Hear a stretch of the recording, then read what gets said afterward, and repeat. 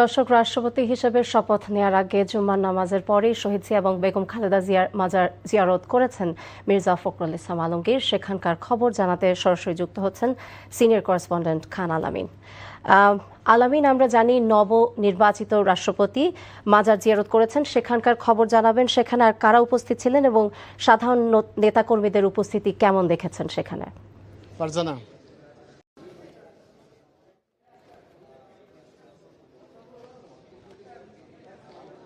কিছুক্ষণ আগে নবনির্বাচিত রাষ্ট্রপতি মির্জা ফখরুল ইসলাম আলমগীর শহীদ প্রেসিডেন্ট জিয়াউর রহমান এবং বেগম খালেদা জিয়ার সমাধিতে শ্রদ্ধা নিবেদন শেষে এই সমাধি প্রাঙ্গণ ত্যাগ করেছেন।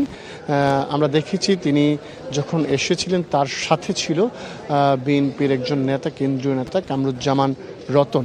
এছাড়া আর কাউকে আমরা লক্ষ্য করিনি। তিনি দুটি ফুলের তোড়া দিয়ে এখানে শ্রদ্ধা নিবেদন করেছেন।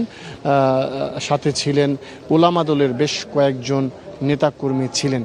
প্রথমে তিনি শ্রদ্ধা নিবেদন করেন, তারপরে ওলামা দলের যে নেতাকর্মীরা ছিলেন তাদেরকে সঙ্গে নিয়ে এবং তার যে ব্যক্তিগত কর্মকর্তা যারা রয়েছেন এবং বিএনপি নেতা কামরুজ্জামান রতন তাদেরকে সঙ্গে নিয়ে তিনি বেগম খালেদা জিয়া এবং শহীদ প্রেসিডেন্ট জিয়াউর রহমানের সমাধিতে দোয়া পড়েন।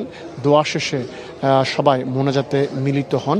এখানে বাইরের কোনো নেতাকর্মীকে ভেতরে প্রবেশ করতে দেয়া হয়নি।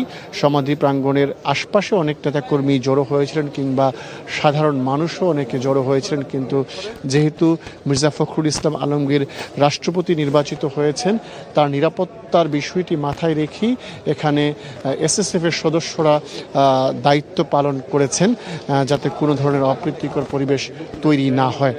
তো আমরা দেখেছি তিনি যখন এসেছিলেন তার সাথে যারা এসেছিলেন সবাই এখানে মিলে দোয়ায় মিলিত হয়েছেন। বেগম খালেদা জিয়া এবং শহীদ প্রেসিডেন্ট জিয়াউর রহমানের আত্মার মাগফিরাত কামনা করে তারা দোয়া করেছেন।